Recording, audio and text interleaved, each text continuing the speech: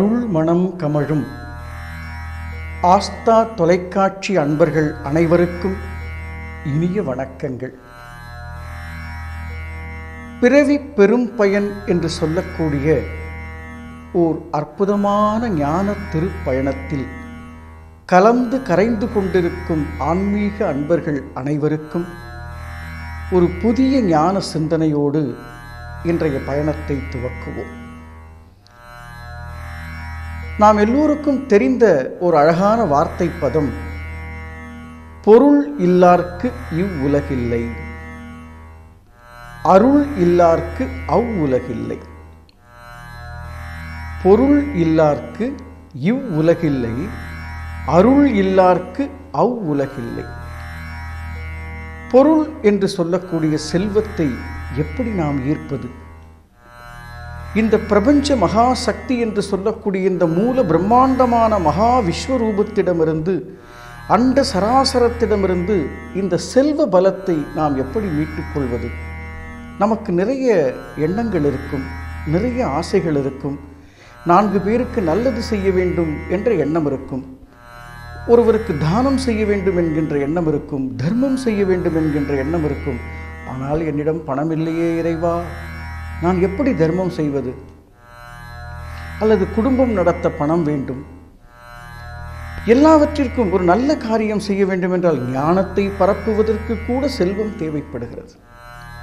என்னடா இவன் ஞானத்தை பற்றி பேசிட்டு இருக்கானே, பிறவி பெரும் பயன் என்று ஞான பிரம்மாண்டத்தில் ஏற்றி வைக்கக்கூடிய ஒருவன் பணத்தை பற்றி பேசுகிறானே, இது மாயை அல்லவா என்று நீங்கள் கேட்பது என் காதுகளில் விழுகிறது. ஆனால் அன்பர்களே, நான் சொல்லக்கூடிய விஷயம், பணம் என்று சொல்லக்கூடிய அந்த அற்புதமான அந்த பொருள் சில காரியங்களுக்காக உங்களுக்கு தேவைப்படுகிறது. யாராவது பணம் வேண்டாம் என்று சொல்லி பாருங்கள், மகாலட்சுமி உங்களை விட்டு நீங்கி விடுவார். அம்மா, செல்வ செழிப்போடு என் இல்லத்தை வைக்க மாட்டாயா? வருபவருக்கு தர்மம் செய்கின்ற சிந்தனையை எனக்கு தரமாட்டாயா? செல்வம் என்று சொல்லக்கூடிய அந்த அஷ்ட ஐஸ்வர்யங்களும் என் இல்லத்தில் தங்கி எனக்கு நிறைவளிக்க கூடாதா என்று ஒவ்வொரு உயிர் துளியும் ஏங்கிக் கொண்டே இருக்கும். அப்படி என்றால் இந்த மகா பிரபஞ்சம் என்று சொல்லக்கூடிய இந்த மூல பிரம்மாண்ட விஸ்வரூபமாய் ஓங்கி நிறைபெற்ற இத்தனை கோடி அண்ட சராசரம் முழுக்க செல்வங்களால் குவிந்திருக்கக்கூடிய தங்கம், வைரம், பொன், மணி என்று கோடிக்கணக்கான செல்வங்களால் குவிந்திருக்கக்கூடிய அந்த லக்ஷ்மி கடாட்சத்தை எப்படி நாம் நம் இல்லத்திற்குள் ஈர்ப்பது? இதுதான் பிரபஞ்ச சக்தி, பிரபஞ்ச விதி. One of the secret, technical secret. இதில் இன்னொரு முக்கியமான விஷயம் இருக்கு. செல்வம் வந்தால் போதாது, வந்த செல்வம் நிலைக்க வேண்டும், தங்க வேண்டும், அது நமக்கு பயனுடையதாக இருக்க வேண்டும். இப்போ ஒரு சுகர் பேஷண்ட்னு வச்சுக்கோங்க, ஒரு சக்கரை நோயாளின்னு வச்சுக்கோங்க. அவன் முன்னாடி தட்டு ஃபுல்லாக பாதாம் அல்வா வச்சா என்ன பிரயோஜனம்? உலகத்திலே மிகச்சிறந்த இனிப்பு என்று சொல்லக்கூடிய அந்த பாதாம் அல்வாவை தட்டு முழுக்க ஒரு சர்க்கரை நோயாளியினுடைய பக்கத்தில் வைத்தால் அவனுக்கு எந்த பிரயோஜனமும் இல்லை. அவனால் அதை அனுபவிக்க முடியாது. எது உயர்ந்த உணவோ அதுவே அவனுக்கு யமனாக மாறிவிடும். செல்வமும் அப்படித்தான், பணமும் அப்படித்தான், பொருளும் அப்படித்தான். அப்படி என்றால் அந்த செல்வத்தை, பயன் அளிக்கக்கூடிய செல்வத்தை எப்படி ஈட்டுவது? தர்மத்தோடு எப்படி செல்வத்தை சம்பாதிப்பது? அடுத்தவரை ஏமாற்றாமல், அடுத்தவரை கெடுக்காமல், அடுத்தவருக்கு மோசம் செய்யாமல், இந்த மனு குலத்தை ஏமாற்றாமல் செல்வத்தை எப்படி சேகரிப்பது? சேகரித்த செல்வம் எப்படி நமக்குள் நிலையாக வைத்துக் கொள்வது? அதை கொண்டு எப்படி தர்மம் செய்வது? அந்த தர்மத்தின் மூலம் எப்படி பிறவி பெரும் பயன் என்ற மகா வாசலை அடைவது என்ற ஒரு பிரபஞ்ச விதியை இன்றைய தினம் உங்களோடு பகிர்ந்து கொள்ளப் போகின்றேன். செல்வம் வருவதற்கு, நம்ம இடத்தில் செல்வம் வருகிறது என்று வைத்துக் கொள்வோம். அது 10 ரூபாயோ, 10 கோடியோ, 100 கோடியோ, அந்த செல்வம் வந்தவுடன் நமக்கு ஒரு எண்ணம் வந்துடும். என்னை தவிர யாரிடத்தில் இத்தனை செல்வம் இருக்கிறது என்ற ஒரு ஆணவம், ஒரு அகங்காரம் வந்துவிடும். ஒரு சிறிய படத்தை உங்கள் கண்முன்னே நிறுத்துகின்றேன், கொஞ்சம் கூர்ந்து கவனித்து பாருங்கள். இந்த அண்ட சராசரத்தையும் காத்து ரட்சித்துக் கொண்டிருக்கக்கூடிய எம்பெருமானாக விளங்கக்கூடிய ஸ்ரீ மகாவிஷ்ணுவினுடைய திருக்கோலம்தான், சயன திருக்கோலம்தான் அந்த படம்.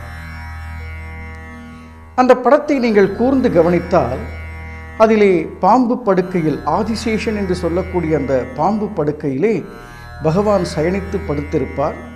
அவரது பாதத்திலே பாத சேவை செய்து கொண்டு உலகத்தில் இருக்கக்கூடிய ஒரு பிச்சைக்காரன் தட்டில் இருக்கக்கூடிய 10 பைசாவிற்கும், உலகத்திலே தன்னை கோடீஸ்வரன், மகா கோடீஸ்வரன் என்று சொல்லிக் கொண்டிருக்கக்கூடிய அத்தனை கோடீஸ்வரர்களுக்கும் அதிபதியாக இருக்கக்கூடிய மகா செல்வ தேவதை மகாலட்சுமி அந்த திருப்பாத சேவை செய்து கொண்டு பகவானின் பாதத்திலே பணிவாக அமர்ந்திருப்பார்.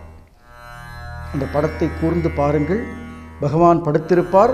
ஆதிசேஷன் மீது ஒரு சயன திருக்கோலத்திலே இறைவனுடைய பாத சேவை செய்து கொண்டு அண்ட சராசரத்திற்கும் செல்வத்தை படியளக்கும் செல்வ நாயகி எத்தனை பணிவோடு அமர்ந்திருக்கிறாள் என்று பாருங்கள்.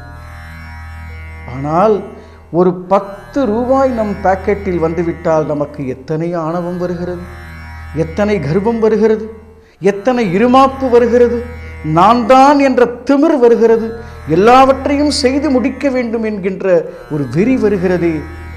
அண்ட சராசர செல்வங்களுக்கு தாயான அந்த தேவதை எத்தனை பணிவோடு அமர்ந்திருக்கிறார். இந்த பணிவுதான் செல்வத்தை வரவேற்கும் அற்புதமான ஈர்ப்பு விதி. யார் ஒருவர் பணிவோடு இருக்கிறாரோ அவருக்கு செல்வம் வந்து கொண்டே இருக்கும். யார் ஒருவர் அந்த பணிவில் நிலைத்திருக்கிறாரோ அவருக்கு அந்த செல்வம் நிலைத்திருக்கும். யார் ஒருவர் பணிவோடு உதவி செய்கிறாரோ அவருக்கு அந்த செல்வம் மிகுந்த பலன் அளிக்கக்கூடிய தர்ம காரியங்களுக்கு உதவும். ஒருவனுக்கு செல்வம் வர வேண்டுமென்றால் பணிவு என்கின்ற கிரீடம் அவனுக்குள் வர வேண்டும். செல்வம் வந்தாலும் அதை பணிவோடு பாதுகாத்து மீண்டும் இந்த உலகிற்கு அளிக்கக்கூடிய ஞானம் வர வேண்டும். அப்படிப்பட்ட அந்த செல்வ நாயகியினுடைய திருப்படத்தை கூர்ந்து கவனித்து பாருங்கள்.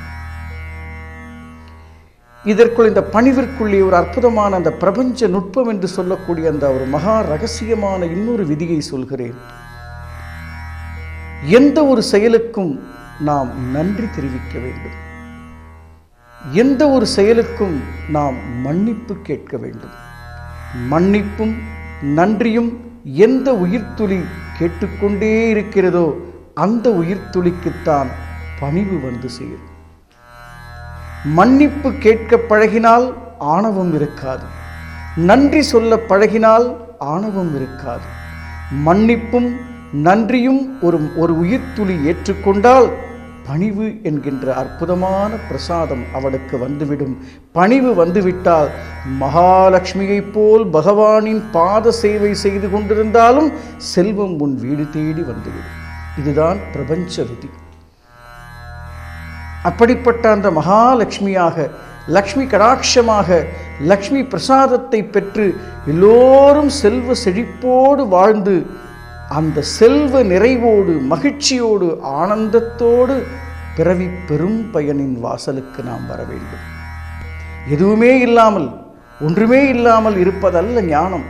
எல்லாவற்றிலும் ராஜ ஞானமாக, கம்பீரமாக எல்லாவற்றையும் அனுபவித்து அந்த இறைவனுடைய சன்னிதானம் வர வேண்டும். அதனால்தான் இறைவன் மீது எத்தனை ஆபரணங்கள், எத்தனை அணிகலன்கள், எத்தனை அபிஷேகங்கள், எத்தனை வாசனாதி திரவியங்களில் இறைவனை குளிர்விக்கிறோம். இறைவன் ஒரு ஞானி பிச்சைக்காரன் அல்ல. இறைவன் ஒரு கோமணம் கட்டி கொண்டிருப்பவன் அல்ல. இறைவன் பிரம்மாண்டத்தினுடைய நாயகன். மகாலட்சுமி கடாட்சம் என்பது ஒரு சாதாரண பிரசாதம் அல்ல. பொங்கி வழிந்து கொண்டிருக்கக்கூடிய பேராற்றல் மிக்க அந்த அற்புதத்தை அனுபவிக்க வேண்டும் என்றால் பணிவோடு அனுபவித்து, எல்லா செயல்களுக்கும் நன்றி தெரிவித்து, எல்லா செயல்களுக்கும் மன்னிப்பை சமர்ப்பித்தால் ஆணவம் தலைக்கு ஏறாது. ஆணவம் தலைக்கு ஏறவில்லை என்றால் பணிவே பிரசாதமாக இருக்கும். அந்த பணிவே செல்வமாக பெருகும், ஓங்கும். எத்தனை அற்புதமான சூத்திரம்! மகான்களும் ரிஷிகளும் ஞானிகளும் இறக்கி வைத்த சூத்திரம் அல்லவா? அப்படிப்பட்ட ஒரு மகா பணிவை நாம் கைகொள்வதற்காக ஒரு அழகான விருத்தங்கள். இந்த பாடலை கொஞ்சம் செவி கொடுத்து கேளுங்கள். முடிந்தால் இதை குறிப்பெடுத்து கொண்டு தினமும் வாசிக்க பழகுங்கள். லக்ஷ்மி கடாட்சம் உங்கள் வாசல் நோக்கி வரும். அந்த மகாலட்சுமியே சூக்ஷ்மமாக மோட்சமளிக்கும் சுந்தரி பிருந்தாவனஹாரி என்று பாடியிருக்கிறார்களே, சூக்ஷ்மமாக மோட்சம் அளிக்கும் சுந்தரி அவளே உங்களுடைய பிறவி பயனுக்கான வாசலை திறந்து வைப்பார். அந்த பிறவி பெரும் பயனை அளித்து திவ்ய பிரசாதமாக வாழ்க்கையே ஒரு ஆனந்தமயமாக மாற்றி இந்த உயிரை உயிர்ப்போடு வைத்து நிகழ்காலத்தில் நிற்க வைத்து ஓங்குதலுக்கான சூத்திரத்தை வழங்கி மகா மங்களமான ஆசீர்வாதத்தை வழங்கிக் கொண்டே இருக்கும் அந்த மகாலட்சுமியின் சரண திருவிருத்தத்தை ஓதுகின்றேன். கொஞ்சம் செவி கொடுத்து கேளுங்கள். எல்லாவற்றிற்கும் மன்னிப்பு கேளுங்கள், எல்லாவற்றிற்கும் நன்றி தெரிவியுங்கள். பணிவு உங்களை ஆடையாக ஏற்றுக்கொள்ளும். அந்த பணிவே செல்வமாக பிரதிபலிக்கும். இதுதான் பிரபஞ்சத்தின் செல்வ ஈர்ப்பு விதி. அந்த மகாலட்சுமி உங்கள் வீட்டில் வாசம் செய்வதற்காக ஓர் அற்புதமான திருவிருத்தத்தை இந்த தொலைக்காட்சி வாயிலாக உங்கள் செவிகளில் சமர்ப்பிக்கின்றேன். தலையெழுத்து ஆதிப்பொருளை தலையிடை வைத்தே என்றன் தலையெழுத்ததனை சிறப்பாய் தலைவினின் கரத்தால் எழுதி தலைமுறை மணக்கும் வண்ணம் தவறாது செய்வாய் உன்றன் தலைமுதல் பாதம் பணிந்தேன் திருமகள் நீயே காப்பு.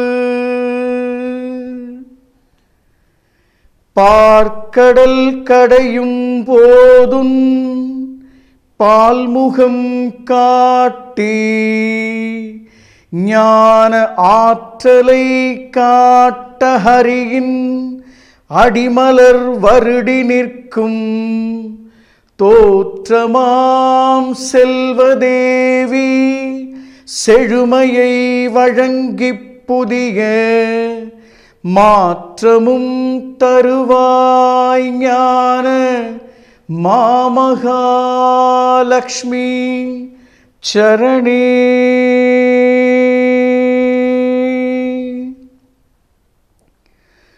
ஊழ்வினை பயனோ இன்னும் உருப்படா வண்ணம் அடியேன் தாழ்வினை தாங்கி தாங்கி தவிக்கின்றேன் தாயே. என்றன் சூழ்வினை நீக்கிச் சுடரும் சுகவளர் வாழ்வை நல்கும் ஆழ்கடல் உதித்த அம்மா ஆதித்த லக்ஷ்மி சரணே.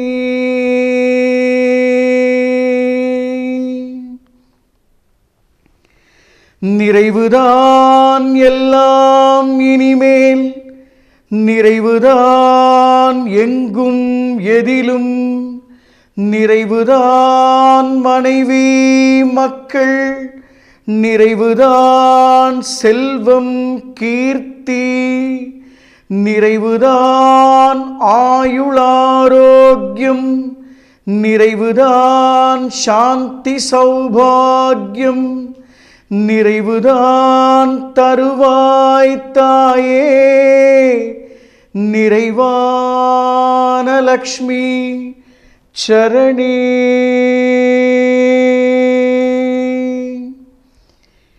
மாணிக்க வைரமுத்து மலர்மணி கிரீடம் தாங்கி காணிப்பொன் கவசம் ஏற்று கனகசிம்மாசனம் நின்ற வாணியே லக்ஷ்மி துர்கா வரமதை நல்க என்னை காணிக்கையாக வைத்தேன் கருணை செய் தாயே சரணே.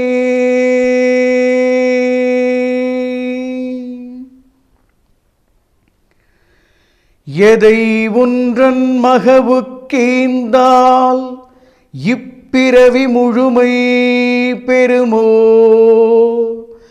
எதை ஒன்றன் மகவுக்கீந்தால் இப்பிறவி முழுமை பெறுமோ?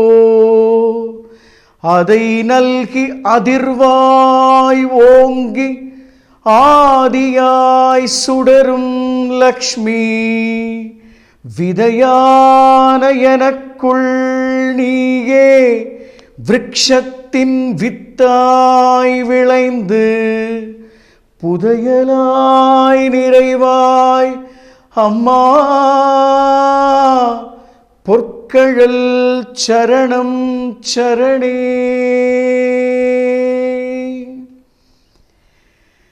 பதினாறு செல்வம் மேலும் பதிஞான வாழ்வும் நல்கி, விதி மாற்றி வினைகள் மாற்றி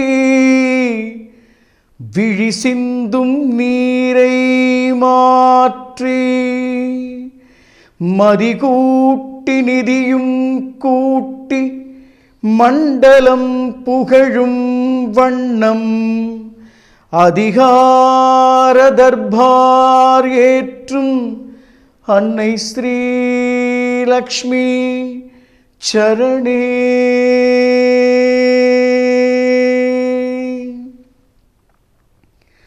நிறைவுதான் எல்லாம் இனிமேல், நிறைவுதான் எங்கும் எதிலும், நிறைவுதான் மனைவி மக்கள், நிறைவுதான் செல்வம் கீர்த்தி, நிறைவுதான் ஆயுளாரோக்கியம், நிறைவுதான் சாந்தி சௌபாகியம், நிறைவுதான் தருவாய் தாயே,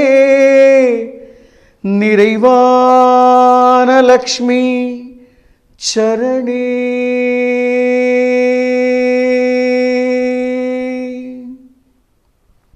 பிழை பொறுத்தருளி என்றன் பிறவிக்கு ஒளியை தருவாய், அழைக்கின்றேன் அம்மா அம்மா அஷ்ட ஐஸ்வர்ய தேவி, மழையெனப் பொழிவாய் செல்வம் மாமகாலக்ஷ்மி, உன்னால் தழைக்கட்டும் சுகமும் வளமும் தாழ்மலர் சரணம் சரணே.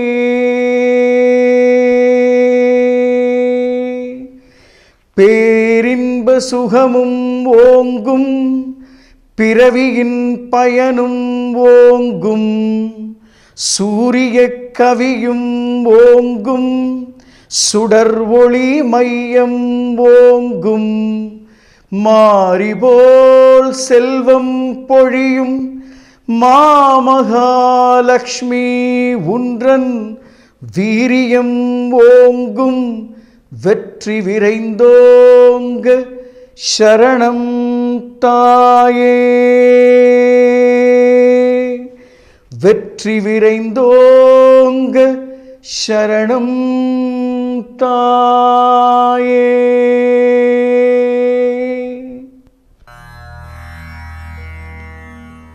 மகத்துவம் நிறைந்த மகாலட்சுமியினுடைய சரண திருவிருத்தம்தான் இந்த அற்புதமான ஸ்லோகம். இந்த ஸ்லோகத்தை செவிகொடுத்து கேட்பதன் மூலமும் தினசரி ஓதுவதன் மூலமும் மன்னிப்பு சொல்லக்கூடிய குணமும் நன்றி தெரிவிக்கக்கூடிய பண்பும் நமக்கு ஏற்படும். இந்த மன்னிப்பும் நன்றியும் பணிவு என்கின்ற கிரீடத்தை நமக்கு சுமத்தும். பணிவு என்கின்ற கிரீடம் கைகொண்டால் மகாலட்சுமியைப் போல் பகவானுடைய திருச்சேவையை செய்து கொண்டு இந்த உலகத்து இன்பங்களையெல்லாம் அனுபவித்து பிறவி பெரும் பயன் என்று அழியாத செல்வத்திற்கு அவள் நம்மை அழைத்துச் செல்வார். நாம் சம்பாதிக்கக்கூடிய செல்வமெல்லாம், நாம் சேகரித்து வைக்கக்கூடிய செல்வமெல்லாம் விட்டு விட்டு போகக்கூடிய செல்வங்கள். ஆனால் ஒன்றை பற்றினால் இற்றைக்கும் ஏழேழு பிறவிக்கும் உந்தனோடு உறவானோம் என்று ஆண்டாள் நாச்சியார் சொன்ன செல்வம் நம் கைவசம் வந்து சேரும். எல்லா பிறவிக்கும் துணை தரக்கூடிய அந்த செல்வத்தை பெற்று பிறவாமை என்கின்ற வரம் எய்த ஞான தெய்வியாய் விளங்கக்கூடிய மகாமங்கள மகாலட்சுமியை வணங்கி இந்த இனிய திருநாளை நிறைவு செய்வோம். சகலமும் சித்தி பெறும்.